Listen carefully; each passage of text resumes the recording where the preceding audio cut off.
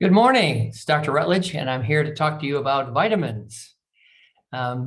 Just as a warning, we don't think you should get medical care through YouTube. So I'm going to talk about vitamins and my opinions on vitamins and why I think some physicians, bariatric surgeons are wrong about their conclusions about vitamins. And I'll try and explain that to you, but this doesn't make me your doctor, although if you want to get in touch with me, that's possible. But watching me on YouTube doesn't make me a doctor for you. You need to talk to your doctor. So the last time I did a video like this, I said it's for entertainment purposes only. And a warning, this is not to be taken as medical advice. And, you know, if you go home and do something crazy, that's not on me.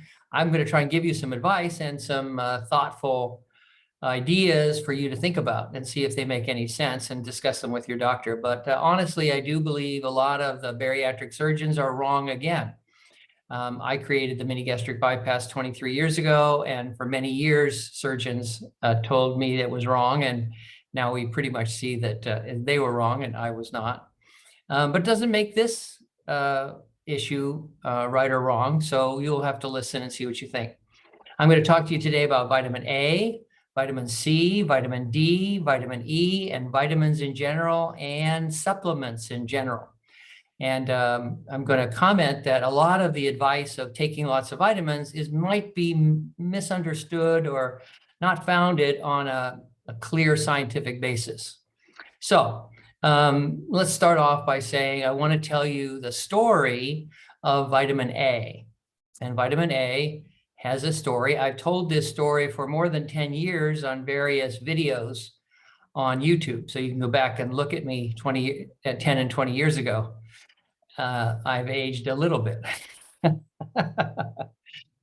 So, and before I tell you the vitamin A story, because it has a trick ending, I'm going to tell you the ending and see if you can figure it out ahead of time.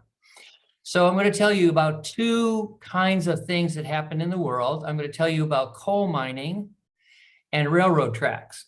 And I'm going to see if you can see how those two situations relate to taking vitamins. So the first one is I was born in a coal mining town in West Virginia many years ago. And in that town, they used to have surrounding coal mines, and they would dig down into the earth to get coal, and they could have tunnels as deep as a mile or more beneath the earth's surface. And when they went down there, occasionally the oxygen of the air pumped in would be depleted for one reason or another. And if that happened, obviously the miners deep beneath the earth would be killed by the lack of oxygen. Obviously, this is an unbelievable tragedy, but one of the things they came up with is they would take a canary in a cage deep into the mine. And because the canary has such a rapid metabolic rate, it would recognize the lack of oxygen, the decrease in oxygen more quickly than the miners, because the canary has a very high rapid use of oxygen, has a high metabolic rate compared to the miners. And so when the oxygen levels began to drop, the canary would pass away, and it would be a warning to the men to get out, because something had happened to the oxygen supply that was flushing fresh air into the depths of the mine. So there is a famous saying, which now I realize because I'm old, I remember it and know it well, but a lot of my patients, when I discuss this with them, I say, you know, it's like a canary in the coal mine, and they don't know what that means.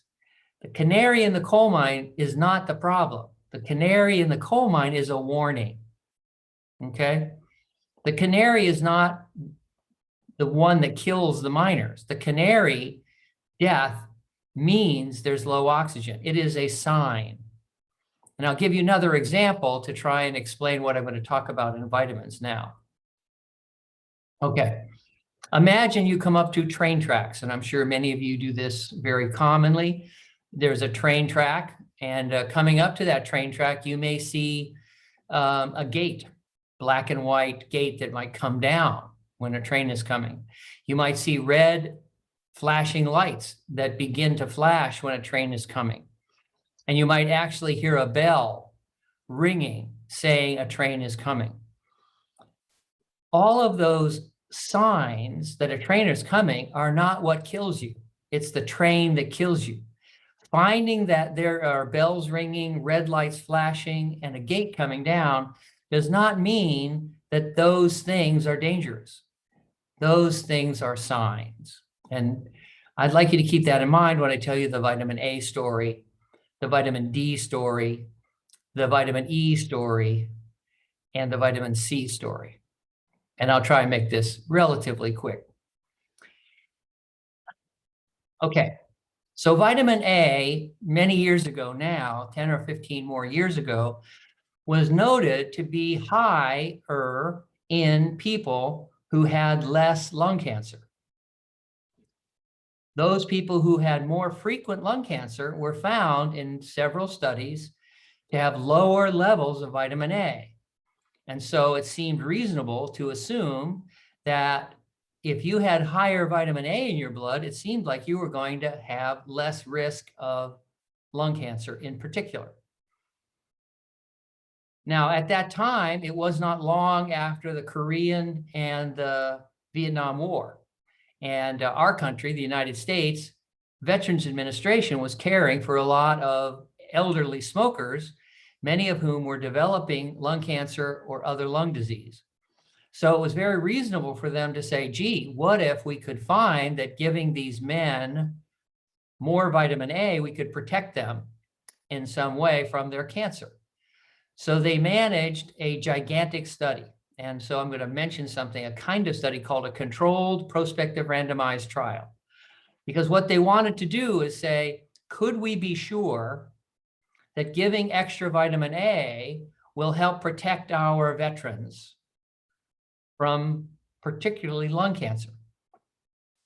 And so they mounted a study of 17,000 veterans. In other words, a giant multi-million-dollar study. And half of the veterans got vitamin A tablets at relatively high doses. And the other half got sugar pills. The idea there is a controlled, prospective, randomized trial. And this is done because just seeing the high vitamin A in people who don't get cancer doesn't prove anything. This is where a lot of bariatric surgeons, a lot of bariatric patients, a lot of medical doctors now are confused. Without that controlled prospective randomized trial, we do not know if the vitamin A is the canary in the coal mine or the low oxygen itself, which killed the miners. We do not know if the vitamin A is the sign the train is coming or actually is the train. Okay, so millions of dollars were spent with the good understanding that vitamin A was higher in people who did not get lung cancer. And they found at 8 years, the study was canceled because of futility. At 8 years, 17,000 people watched for years. What they found is the vitamin A group did no better. Vitamin A group, the people taking the vitamins, did not improve their outcomes. The sugar pill group did equally well, and in some ways, the sugar pill group actually did slightly better. They had fewer hip fractures. That's another story. Okay, well, that's one thing, but still, aren't vitamins great? We need to take more vitamins. Vitamins are great. Let's take vitamins.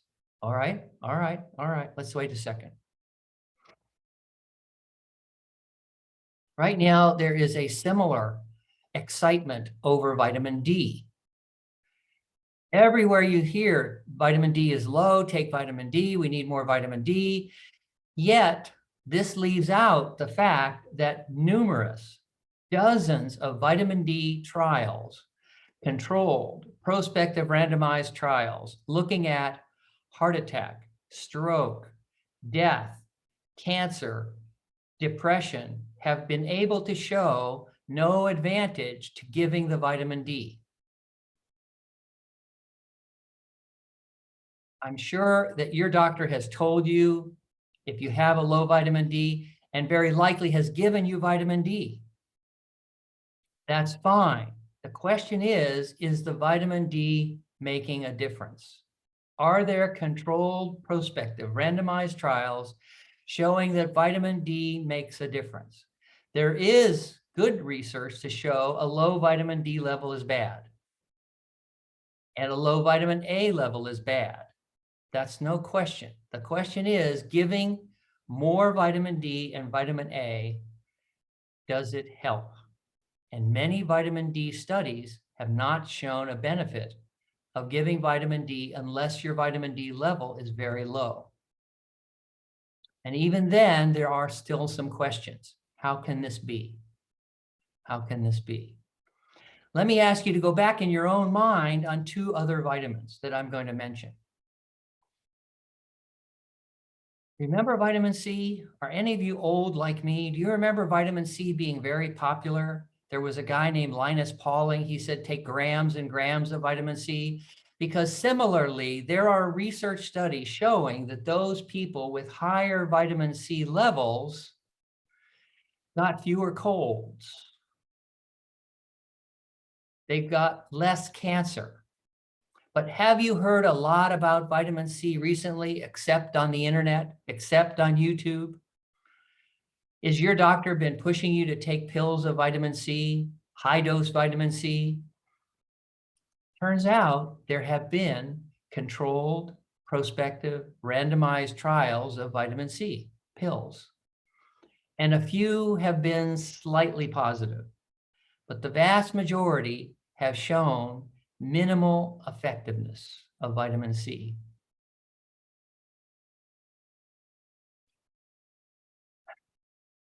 You remember B vitamins?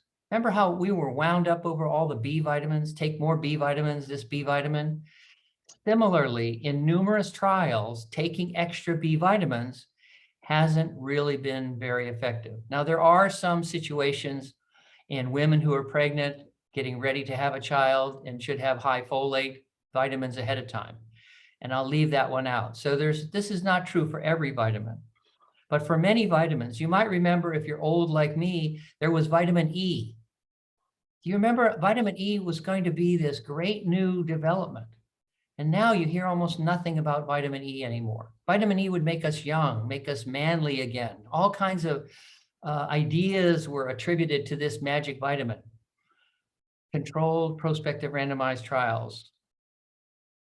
There's an excitement over a chemical in your blood called homocysteine. And certain vitamins in your bloodstream help get rid of that chemical.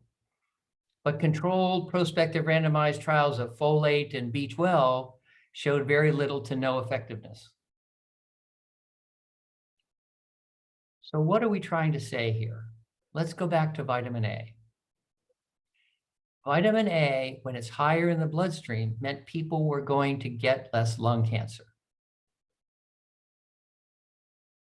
But when they gave vitamin A, it made no difference. Why? Because vitamin A was not the cause. Vitamin A was a sign. Vitamin A was a sign. It was the canary in the coal mine. It told you something's wrong if it was low. Not the vitamin A, not the death of the canary didn't save the men's lives. The death of the canary in the coal mine says, get out or get the oxygen pump turned back on. The railroad sign, the red flashing lights, the ringing of the bell, the black and white guardrail that comes down, that does not kill you. It's the train that kills you. Vitamin A was the warning sign.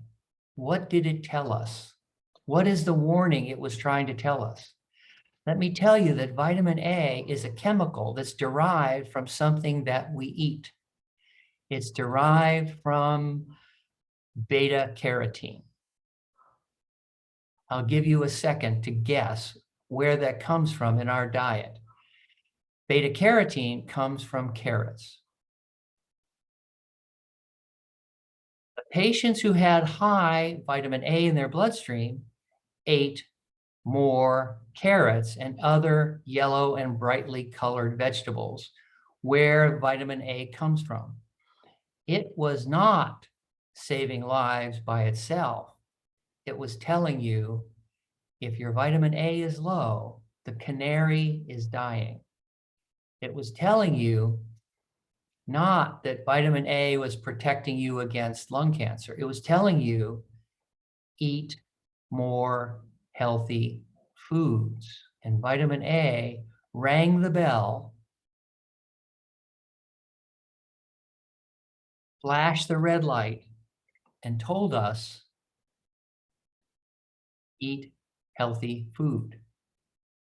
And the vitamin not only didn't work, it was actually taken out of the pharmacy at the Veterans Administration because they didn't want people to be confused and prescribe it to their patients. Vitamin D has been shown in numerous studies to be predictive of less cancer, less heart attack, less stroke, less osteoporosis, less other major complications, including death. Yet controlled prospective trials for depression, for osteoporosis, and other factors have routinely failed to show much in the way of any effectiveness. Even though it would seem on paper that it should be miraculous, it's been reported that low vitamin D affects COVID, and high vitamin D predicts that you'll be more successful in fighting COVID. But controlled prospective trials done in osteoporosis, heart failure, heart attack, stroke, death, and cancer have failed to show effectiveness. Those who have high vitamin D do better. Where do we get vitamin D naturally? From the sun. Maybe we were not designed to live in a cave. Maybe we were designed to get a certain amount of sun every day. And maybe vitamin D is acting like a canary in a coal mine. If your doctor gives you a bunch of vitamin D, maybe that's good. I am suspicious. I wonder if maybe we are being told to go outdoors somewhat more than we are. Maybe vitamin D doesn't make that much difference in life and death because giving it to people hasn't made a huge difference in controlled prospective trials. It does point out those who have more risk and worse outcomes, but giving vitamin D has had very mixed success. Similarly, vitamin E has been tried. Vitamin E has been tried. We don't talk about it anymore because large-scale studies showed it didn't really help. Eat more healthy food. Eat more healthy food, as opposed to eating a lot of vitamins. Now, you should get your vitamins checked, especially if you're a bariatric surgery or a patient of mine, or if you've had the mini gastric bypass, check your vitamins.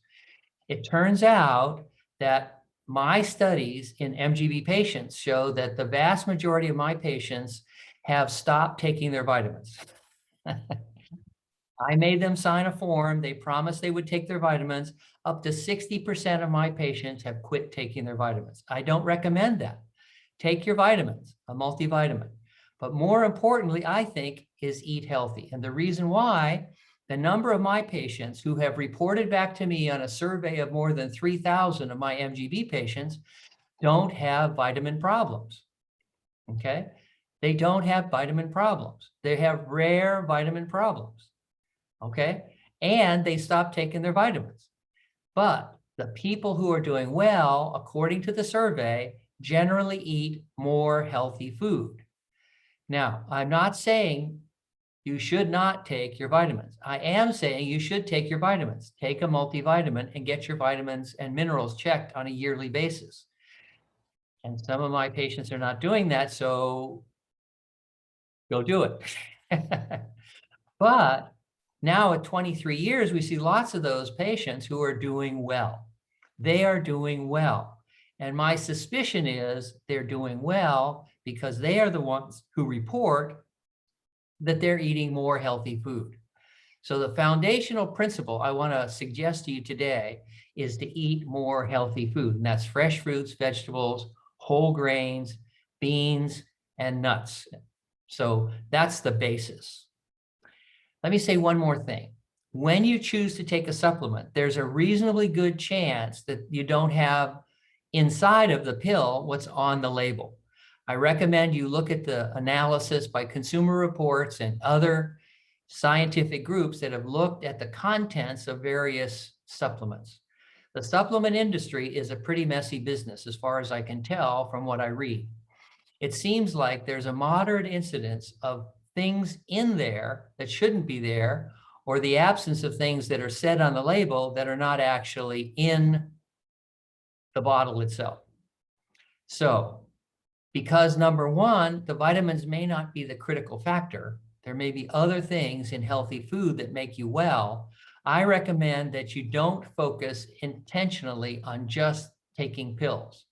The most important foundational principle I think we've learned from the MGB for more than 20 years is to eat a healthy diet. That is the principle. Vitamins can be taken, but in many cases, the vitamin is not the actor. It's not what's doing things. It is a warning that you're eating junk food, that you're eating crap. You're eating food that is not healthy for your body. Check your vitamin levels, take a multivitamin, and most importantly, eat healthy food. All right, I've done this actual talk probably 20 times on the internet, so you might see it someplace else. This is a little different this time. Have a good day, and we'll see you on our next podcast. Goodbye.